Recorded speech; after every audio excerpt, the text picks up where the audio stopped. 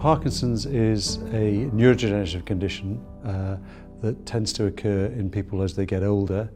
It classically presents with tremor, usually at rest and usually more on one side than the other, rigidity on that side, and also slowness of movement, and this can affect walking and just movements generally. Not everyone has tremor when they start with Parkinson's disease. 25% of people don't have tremor, and it is a very different condition in different people, and different people respond differently to drugs, and also the progression of the disease is different in different people, so one person is not often the same as another person. It impacts on people in different ways. Personally, my own background to Parkinson's, I was fortunate enough to be an international standard darts player. I was captain of Cumbrian County darts team, and I was playing darts in a final in Blackpool about 13 years ago. And for the first time in my life, I was inconsistent.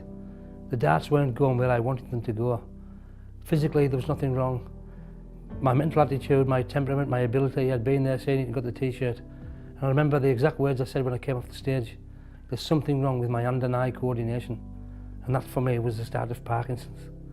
I then referred myself to a neurologist, and the neurologist put me through a series of tests, nerve conduction tests, MRI scan.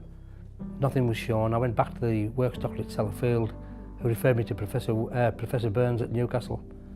He took one look at me, he said, "Walk up that corridor, Mr. Kane, sit back down, you've got Parkinson's." When we do make the diagnosis, then I usually explain to patients, well, first the bad news, you've got Parkinson's disease, but actually now the good news, because you've got Parkinson's, means we've got lots of different things we can do to treat the symptoms that you have, and hopefully we can get you feeling better than you are feeling now. When people are diagnosed with Parkinson's, it can be a really important point at which people need access to information and support so that they can make informed choices and so that they can think about how they want to live their life with Parkinson's.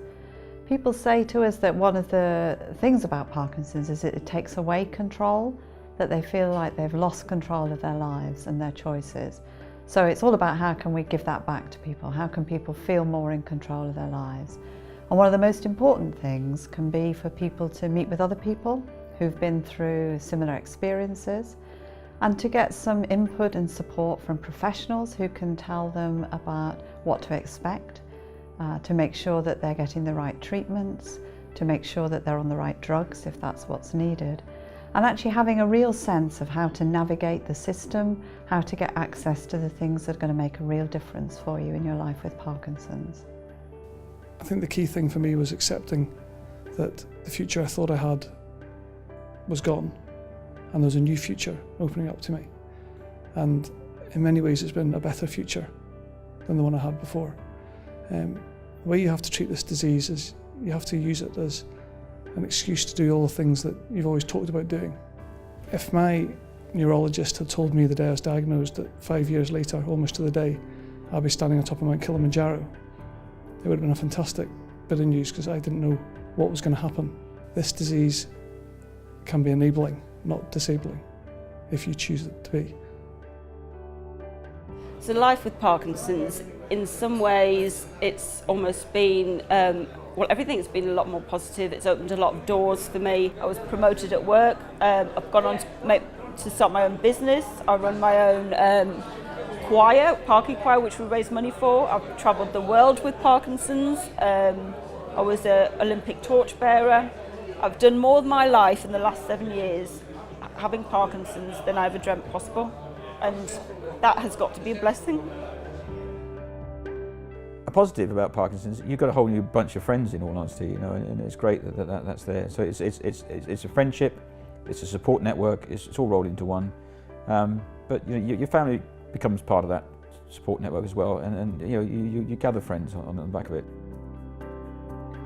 My experience from talking with carers is that it can be really isolating for them when perhaps their partner, their spouse has been diagnosed with Parkinson's, because they've got all sorts of questions and fears that they really don't want to talk to each other about, really.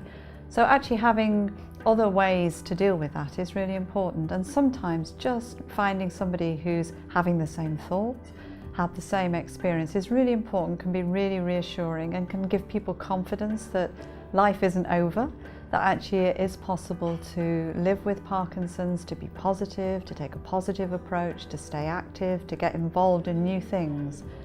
And it's really important that people find that sort of support, which is often available through our local groups, and I know is available through the West Cumbrian branch. I sit here as a carer for my wife, who's had Parkinson's now for into her 12th year, and she was very young when she had Parkinson's, and you can imagine as somebody below the age of 40, it was massively devastating for Diane to learn that she had this sentence for life, if you like. But you know, we have moved on, 12 years on, and families got bigger and older and whatever else, and I guess that you find a way clearly to cope with it, and you know, I always say to Diane, we're a team, we're stronger together, we're better together, and we help each other through the tough times. And yes, there are a lot of tough times, but equally, you know, there is no way that this is your life being over. I mean, there's a lot of very, very happy times as well, and I think that as one door closes, lots of other doors open, and you meet lots of different people from many different walks of life. And you know, I think that in a way, if you can always look on the positive side, which we clearly do, then life is not that bad. One of the things we also have within the branch, and I think it's a very important cog in our wheel, is that we have a carers meeting. Every 6 weeks we have a carers meeting in Workington. No one with Parkinson's is allowed to attend. This is purely for carers, those who are looking after people with Parkinson's. Everybody with Parkinson's is different, and the carers learn from each other. They put them a cup of coffee on and a biscuit, and they sit down and have a general chit chat, but they learn from each other. Every problem one of them's faced, someone else has faced earlier, and they've dealt with it, and they learn a lot from each other, and we don't interfere as people with Parkinson's, and it really bears dividends to the quality of care that our members are given.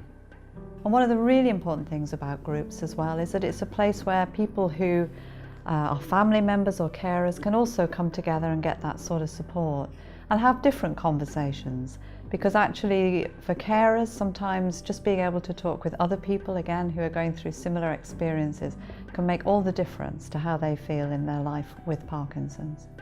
There's no doubt that local Parkinson's UK support groups are very, very influential in that aspect, and you know, I think that a problem shared clearly is a problem halved, and you know, I think that we've found that Parkinson's nurses have been very useful in the past, and you know, the local support networks have been fantastic, and obviously here in Cumbria they've got a wonderful support network, and you know, there's some great characters involved, and you meet like-minded people, and you just learn to share experiences, and I think that that's such a positive benefit to everybody who goes along, be it the person that's actually suffering from Parkinson's or indeed their carer.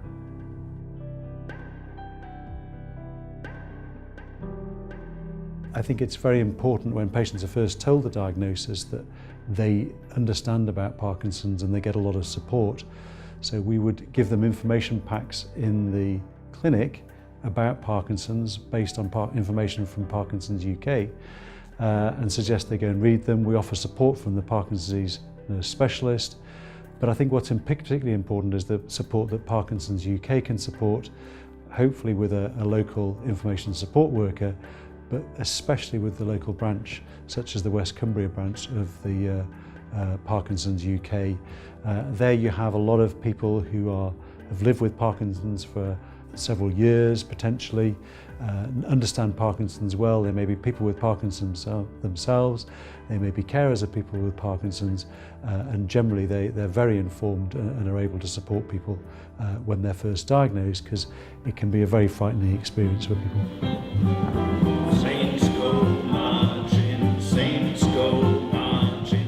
When you're told you've got Parkinson's, I was 35 and I thought my life had ended. And the only thing that has got me through, and the thing that I hope I do for others, is talking and listening, because unless somebody's walked in your shoes, they haven't got a clue. And yeah, you try and live as positively as you can day to day, but at the end of the day, it's not a death sentence, it's a life sentence, which means you're going to be with this every day for the rest of your life unless we find a cure. So you have to have as much support, as much education and as much empowerment as possible. We know also that people want support local to them, and that's why we have branches and support groups right across the UK, and why the West Cumbria branch is really important too, because we know that for some people, being able to talk to people who've been through similar experiences is really, really important. So just that sort of mutual support and fellowship that people feel and the friendship that they get from being part of a group is really important. And then being able to access some of the things that our groups are able to provide, like West Cumbria, which is access to things like exercise, other therapeutic activities, whether it's singing or dancing or Tai Chi. There's all sorts of things that people will find will really help their well-being and how they're living with Parkinson's. And that sense of being part of something is really important for people. You tend to find a lot of people with Parkinson's actually withdraw from society. On the announcement of the condition, they may take a backward step without actually fully understanding it. And we've got to make sure that people understand what the condition is. As I said, it's lifelong, not life-threatening. And you've got to try and work to think of that, think of the positive, think of the future, work that way. Parkinson's is something that you learn to live with, and you don't have to face it alone. That's why we have these groups, and that's why we get together to make sure that no individual in West Cumbria has to face this condition on their own. And I think that's the sort of support that is very tangible, it's local, and it's going to be there for people when things get tough, because they may get through one stage, but then something happens or something changes. So actually having people who are local to you, who can help pick you up and help stand you back on your feet is really important. We have a programme of events that we do on a weekly basis. On a Monday we have a gym class in Whitehaven. We have a swimming group at Arkleby. We have an exercise group in Workington on a Tuesday. We have a Tai Chi group at Brigham on a Thursday. We have a singing group in Workington on a Friday. And we have exercise classes in Workington in between. So we are doing something 5 days a week to put something, to keep them active, to keep their minds ticking over, keep them thinking. Alongside of that, what we also decided to do as a branch was actually survey the membership and ask the people what they wanted out of us. And overwhelmingly, what they wanted from us was social interactivity. Like-minded people with Parkinson's sitting together, talking about the condition, working together with the condition and learning and understanding from each other. I think the West Cumbria branch are a very proactive branch. They have a very dynamic leader who I think is very, very clearly out to help in whatever way he can and enable people to help themselves. I think it's a particularly challenging geographical area because the population is very spread out. I think that some of the other services available for people with Parkinson's are maybe not as available over here. So I think the branch has a very integral role to support people with Parkinson's and their carers in this part of the country, really because the other support that's available is perhaps more limited than it might be elsewhere, and just because so it's a long way away from other areas and other branches. So I think by necessity they've had to be very strong and very active in their own right because they're that far away from any other branches. There is no stigma attached to it. People should be encouraged to approach their local branches. Some of the help that you're given, it might be something as straightforward as I'm struggling to sleep at night. Somebody might have a few ideas. It might be with benefits, and it's amazing how many people are struggling financially when there are benefits available out there, and they're entitled to those benefits. And there's a lot of news in the media now about who's entitled to what. But with Parkinson's, you're not going to get any. There is no known cure. You're not going to get any better. You're going to get worse. You're going to deteriorate. Sadly, that's the truth, and you have to accept that. And it's hard to accept that. And that's when you need somebody to give you that emotional support as well as financial advice on things. And I think what I emphasise is that it's a very different disease in different people. That I've got patients who've had it for 20 or 30 years who are still living at home, still living an independent life, and that actually life does go on when you've been diagnosed with Parkinson's, and actually for several years you can have Parkinson's, you can have treatment, and many people will not be aware that you've even got the problem. So we have very effective drugs that can treat the symptoms, I think one of the really exciting things about Parkinson's UK and the world of Parkinson's is when we see the things that people with Parkinson's do that actually demonstrate that life goes on, and actually there are really exciting new challenges and different challenges ahead that are not all to do with Parkinson's. Life definitely goes on when you're diagnosed with Parkinson's disease. You can make it enabling rather than accept it's going to be disabling. Again, we want to make sure that people have been diagnosed, we don't want them to lose out. Life goes on, and it's our job to improve that quality of life. Don't give up. Face it, we're there with you. The life will be better for you. Join us.